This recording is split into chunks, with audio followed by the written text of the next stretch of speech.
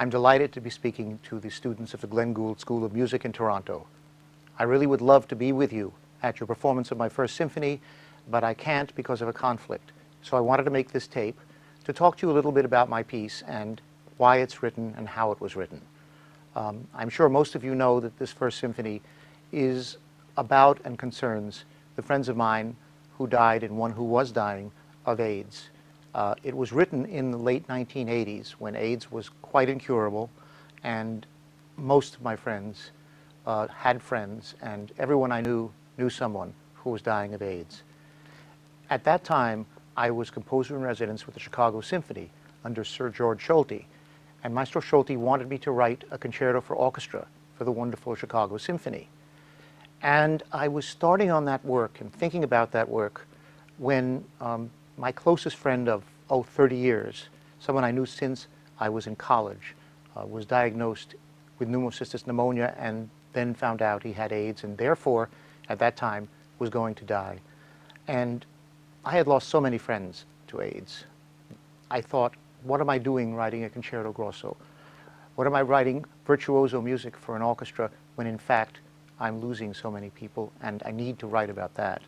So I went to the management of the Chicago Symphony and asked them if I could do this piece, and they said yes. And one of the things that's important for you to know as performers of this piece is that this piece is very, very intense, that you cannot be too intense. The extremes of this piece, like a Mahler symphony, seem absurd unless you understand that it's about life and death and suffering. So you must put that into the music. The movements were built around three friends and other friends in the third movement who died of AIDS, and the one friend who was dying was the first movement. It was written and called Of Rage and Remembrance. This friend of mine was a great pianist, absolutely superb. He'd played with the Chicago Symphony many times and many other places. He had played my music and Rachmaninoff and all the great piano composers. And one of the things he loved was, just like Vladimir Horowitz loved to play Traumerei at the end of a concert, he loved to play the Albanese tango at the end of his recitals as a signature piece of his. And so what you will hear in this piece at the very start is this almost fierceness of the kind of rage where you're totally impotent to do anything. You're powerless to stop something terrible. And then it will explode into a shower of notes, and then from off stage you will hear this Albanese tango playing as the remembrance comes in.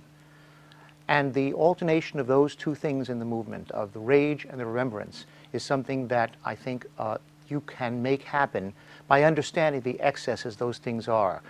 The excesses of the super rage, the tenderness of the remembrances, all should be brought out in your playing. And in the second movement, we're dealing with madness. The person I dedicated the piece to, that movement, was the head of Baldwin Pianos in New York. The entire Baldwin piano world, and any artist who was a Baldwin artist, dealt with him. He was a wonderful, urbane man who was a pianist himself, but he only played at home. And so I wrote a piece in the 1970s, a tarantella, as part of a suite of piano pieces, and I dedicated it to him.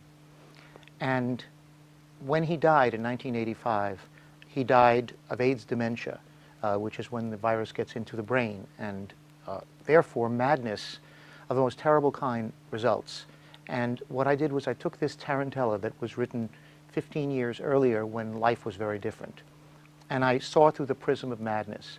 So when you play the second movement, be sure to understand that the schizophrenia, the moments of lucidity and madness, of one madness to another madness, like turning the channels in a television set and watching suddenly something explode, something tender, something horrific, have to be exaggerated to understand what the mind is going through when it breaks down.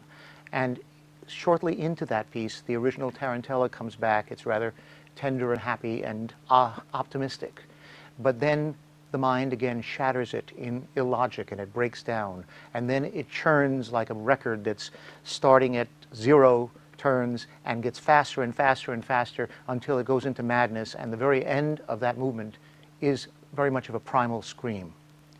So be sure to bring out the, again, excess and madness of that movement.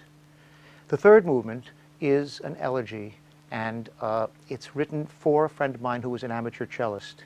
And it is based on 12 chords, therefore it's a chaconne, but you will hear a solo cello coming in shortly after the introduction.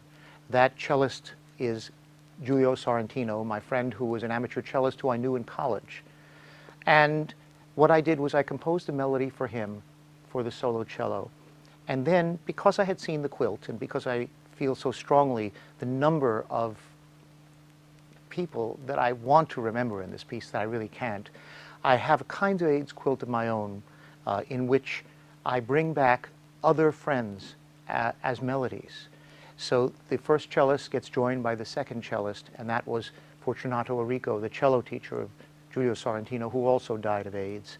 And then later on, melodies in the English horn and French horn and clarinet, all are memories of people who have died. The collaborator for my opera, The Ghost of Versailles, William Hoffman, wrote epitaphs for these people. I set those epitaphs in music, and then I removed the words so that the melodies remained. So that melody and those melodies intertwine and come back, and finally a funeral march reaches a height of great intensity at the end of that movement, and it all explodes. And the final epilogue brings back all the themes of the various people, the Albanese tango from the beginning, the Tarantella theme from the second movement, and Giulio's theme in the cello for the third movement, all floating in a sea of chords that are meant to suggest the waves of an ocean that constantly circulate peacefully around, and that give us the feeling that these people can live forever if we remember them forever.